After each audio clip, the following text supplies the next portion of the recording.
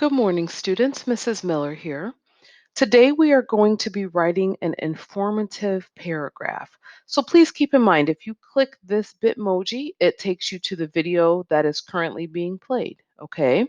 If you click this Bitmoji right here with the pencil, it's going to take you to a sample of my writing. So you can see exactly what I wrote and what I am going through right now, okay? Now, since we've already done this once, I'm not going to go step by step. I'm just going to remind you that the first thing you need to do is you're going to brainstorm your ideas, and then you're going to put a star by the concepts that you think you're going to use, and then an X by the ones that you feel that you're not going to use.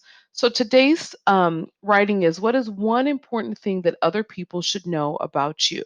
So I put my ideas here, and then I put the largest star by what I think is going to be part of my topic sentence. Then I move right on. I wrote my topic sentence, and then put my supporting details. You can see I didn't put very much here. I was just going through and jotting down my ideas based on what I had put in the brainstorm. Because in a graphic organizer, we don't have to write all that much. And then I have my closing sentence, and of course, my title. Then I get down to this next slide, and I wrote out what was on my mind, using the previous slide as a guide, as a template for what I was going to write.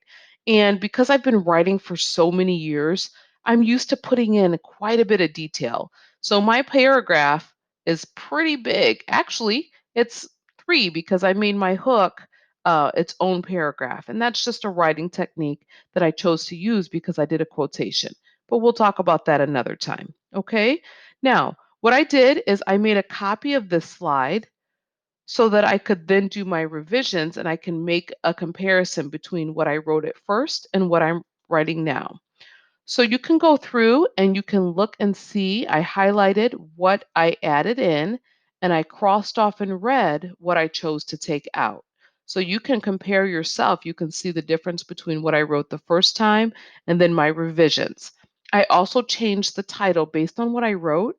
I wanted my title to be different, so I did make that change. Then I copy and pasted my revised and edited draft here, and I used the checklist to make sure that I had done all of these things, knowing that I could still go in and add if I wanted to as I was reading it one more time. Finally, I put my clean copy. This is my published copy. That's the last step of the writing process. So here is my published copy, and then I have my images right here to go along with my writing. After I finish that, I have to evaluate my own work. Here is the rubric, and I have to rate myself on a scale of 1 to 4. How well did I do each of these things? How well did I include a topic sentence, at least 3 supporting details, a closing sentence? How good is my structure with the varied length of the sentences? And what about my mechanics, my grammar, my punctuation, spelling, capitalization? And then I wrote a little note to myself here, okay? Now, one of the things that I noticed on our assignment from Monday, some of you did not turn it in the way that I need you to turn it in. Please know that you need to go here and click my Bitmoji, and it's going to take you to this form. This is where you are going to fill this in, and then you're going to copy and paste your published copy right here so that I can see your clean copy. So you're going to copy it, then come here, you're going to paste it, and that is how you're going to turn it in. Then you'll submit it so that I have all of your writing in one spot.